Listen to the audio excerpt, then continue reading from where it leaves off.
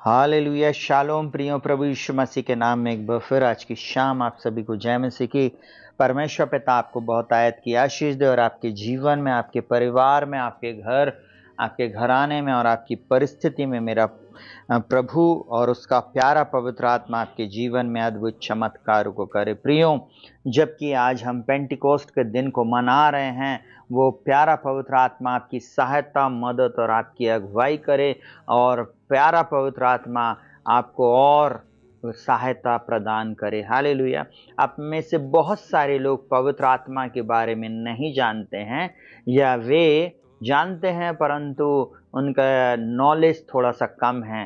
वे नहीं जानते कि पवित्र आत्मा को कितने नामों से संबोधित किया जाता है। अब मैं आज की शाम आपको उसके कुछ नामों के बारे में बताना चाहता हूँ। जब आप प्रार्थना करेंगे तो इन नामों को लेकर आप प्रार्थना कर सकते हैं, इन नामों को लेकर आप घोषणा कर सकते हैं। वो प्यारा पवित्र आत्मा आपकी सहायता करेगा और आपकी अगुवाई करेगा। परमेश्वर का पवित्र आत्मा, अगर मैं ऐसा बोलूं, उसके कुछ नाम हैं जिसे मुझको और आपको जानने की जरूरत है। जब हम किसी व्यक्ति के बारे में जानते हैं तब हमें हियाव होता है, हम बता सकते हैं कि वो व्यक्ति कैसा है, क्या है। जब हम पवित्र आत्मा के बारे में जानते हैं तब हमें ये हियाव होता है और हम प्रार्थना करते हैं। फिर तब वो पवित्र आत्मा हमारी सहायता, मदद और अगुवाई करता। सुनिएगा बहुत ध्यान से प्रियो, उत्पत्ति के पहले अध्याय से लेके प्रकाशित वाक्य 22वें अध्याय के अंतिम पद तक में पवित्र आत्मा का वर्णन है। अगर आप पूरी बाइबल को देखेंगे तो पूरी बाइबल पवित्र आत्मा की सामर्थ से, पवित्र आत्मा की प्रेरणा से लिखी गई है। और प्रियो, पवित्र आत्मा के जाने बिना मैं ऐसा बोलूं, मसीहत अधूरी है। अगर आज के दिन हम पवित्र आत्मा के कामों को अगर छोड़ देते, अगर हम उसकी तरफ ध्यान नहीं देते, तो मसीहत कभी फैल नहीं सकती थी। यीशु मसीह ने अपने चेलों को आज्ञा दिया था, जब तक तुम सामर्थ ना पाओ यरूशलेम को नहीं छोड़ना। और प्रेरितों के काम पहला अध्याय उसके 8वें वचन में यीशु मसीह ने कहा, परंतु जब पवित्र आत्मा तुम पर आएगा तब तुम सामर्थ पाओगे और यरूशलेम और सारे यहूदिया और सामरिया में और पृथ्वी की छोर तक मेरे गवाह होगे। वो प्यारा पवित्र आत्मा ही है जो हमें सामर्थ देता है, हमारे अंदर में ये योग्यता लेकर आता है कि हम यीशु मसीह के नाम को लेकर पृथ्वी की छोर तक जा सकते हैं।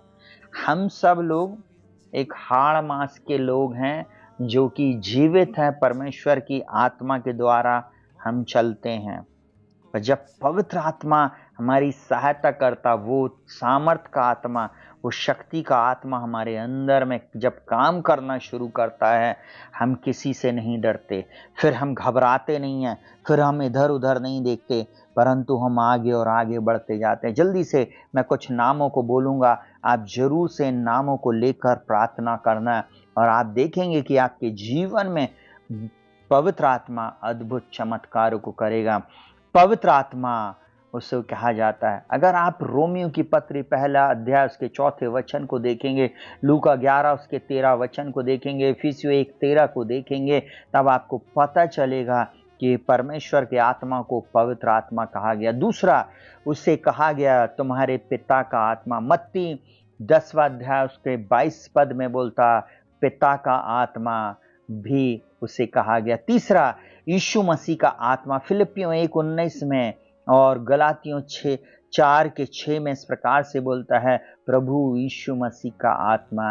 यीशु मसीह की आत्मा, परमेश्वर की आत्मा भी उसे कहा जाता है, या मसीह का आत्मा भी कहा जाता है। रोमियो 8 उसके 9 में जीवन की आत्मा भी उसे कहा जाता है। रोमियो 8वां अध्याय अगर आप पढ़ेंगे तो वहां पे लिखा है, और जीवन की आत्मा की व्यवस्था ने मुझे पाप की और मृत्यु की व्यवस्था से स्वतंत्र किया। अब मैं जीवित ना रहा, मसीह मुझ में जीवित है। अगर आप परमेश्वर के आत्मा के बारे में जानते हैं, आप हियाव के साथ प्रार्थना कर सकेंगे। उसे सत्य का आत्मा भी कहा जाता। प्रियो, बाइबल में यीशु मसीह कहता है, जब सत्य का आत्मा तुम पर आएगा, जब तुम सत्य को जानोगे, तो सत्य तुम्हें स्वतंत्र कर देगा। और बोलता, वह सत्य का आत्मा मेरी बातों में से लेकर तुम्हें सिखाएगा, इसलिए उसे जानना जरूरी है। उसके बाद लिखा हुआ अनंत आत्मा, वो अनंत काल तक रहने वाला आत्मा है, इसलिए उसे अनंत काल का आत्मा भी कहा गया। उसके बाद अनंत आत्मा भी कहा गया, उसे अनुग्रह का आत्मा कहा गया। जब आप दुख में, तकलीफ में और जब आप परेशानी में रहते हैं, जब आपको समझ में नहीं आता कि हम क्या करें, उस समय यह अनुग्रह का आत्मा आपके ऊपर छाया करता है, मेरे ऊपर छाया करता है। आपको मैं एक बात बताना चाहूँगा, जीवन में जब आप संघर्ष कर रहे हैं, जीवन में जब आप पढ़ाई तो कर रहे हैं, सब कुछ कर तो रहे हैं, पर आपको रास्ता समझ में नहीं आ रहा है, आपको उस समय जब संसार की रेस में आप दौड़ रहे हैं, इस समय आपको ग्रेस की आवश्यकता है, और यह अनुग्रह का आत्मा आपके लिए अवेलेबल है। ये आपको उठाकर खड़ा कर देगा। रेस में आपको जहां आप पीछे हो, ऐसा उठाएगा और आपको रेस में आगे ले जाकर रख देगा, यह अनुग्रह का आत्मा। उसके बाद परमेश्वर की और महिमा का आत्मा, परमेश्वर का महिमा का आत्मा है।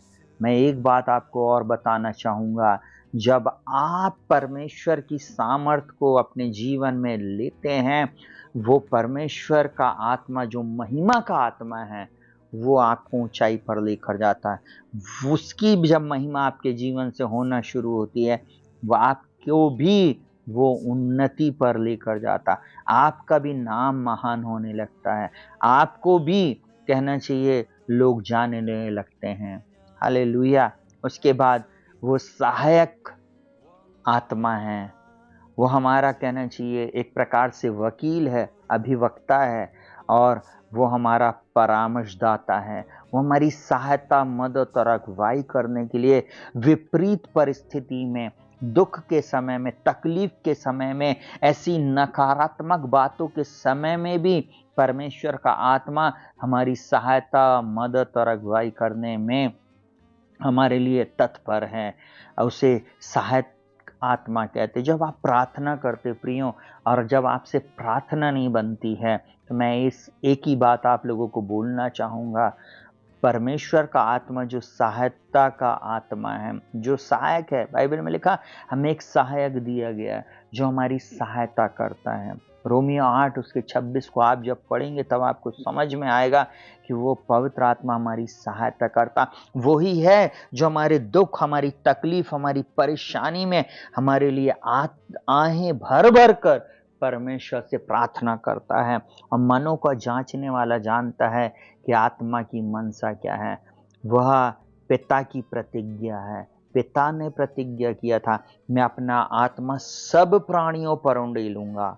आपको मालूम है आज के समय में वो प्रतिज्ञा पूरी हो रही है। बहुत सारे लोग बोलते हैं, अरे आजकल तो हर कोई प्रॉफिट बनते जा रहा है, आजकल हर कोई पवित्र आत्मा के बपतिस्मे की बात कर रहा है। हाँ, क्योंकि हम अंत के समय में रह रहे हैं, और योएल नबी की पुस्तक में जो कहा गया था 2 के 28 और 29 में कि अंत के समय में मैं अपना आत्मा सब प्राणियों पर उंडेलूंगा, वो परमेश्वर सब प्राणियों पर अपने आत्मा को उंडेल रहा है। जो विश्वास करते हैं वे पवित्र आत्मा को पाएंगे। उसके बाद प्रभु का आत्मा, अगर आप परमेश्वर के चरणों में बैठते हैं, वो परमेश्वर आपको अपना आत्मा देता है। उसका नाम पवित्र आत्मा भी है, जो मत्ती 1 उसके 18 से 25 को अगर आप पढ़ेंगे, प्रेरित का काम 1 उसका 1 से लेकर 3 तक, वहाँ पर उससे कहना चाहिए पवित्र आत्मा भी कहा। और साथ ही साथ उसको यहोवा की आत्मा, मुक्ति का आत्मा, ज्ञान का आत्मा, समझ का आत्मा, पराक्रम का आत्मा भी कहा गया। प्रभु आज आपको इस आत्मा से भरे और पवित्र आत्मा आपकी सहायता, मदद और अगुवाई करे। जल्दी से अपनी आंखों को बंद करें, मैं आप लोगों के लिए प्रार्थना करूंगा। जीवित पिता परमेश्वर, इस समय इस प्रार्थना को सुनने वाले हर एक व्यक्ति जिनको पवित्र आत्मा की आवश्यकता है, जो पवित्र आत्मा का दान चाहते हैं दिल से प्रभु जी, मैं उन सबको आपके चरणों में लेकर आता प्रभु। इनको अपनी आत्मा के दूने अभिषेक से भरिए और प्रभु इन्हें पवित्र आत्मा से भर दीजिए प्रभु जी। प्रभु जी ये नई नई भाषा आज के बाद बोलने लगे प्रभु जी। मैं यीशु मसीह के नाम में प्रार्थना करता हूँ, पवित्र आत्मा के नामों को जानने के बाद प्रभु जी अब ये कभी भी प्रभु कभी भी असहाय नहीं रहेंगे। आप इनकी सहायता, मदद और अगुवाई करना। प्यारे पवित्र आत्मा, इन सब लोगों की आप सहायता करना और इनके मार्गदर्शक आप बनना। इनको जैसे जय और उन्नति से उन्नति में लेकर जाना। यही मेरी प्रार्थना करता प्रभु इन सब के ऊपर आपकी शांति की, प्रभु आपकी छुटकारे की, आपकी विजय की, आपकी ज्ञान, बुद्धि, समझ, प्रकाश और प्रवीणता की आत्मा इन सब के ऊपर आकर ठहर जाए। यही मेरी प्रार्थना को प्रभु यीशु मसीह के नाम से मांगते पिताजी, सुनने के लिए धन्यवाद। आमीन। प्रियो शालोम, प्रभु आपको बहुत आयत की आशीष दे और इस वचन के द्वारा आप आशीष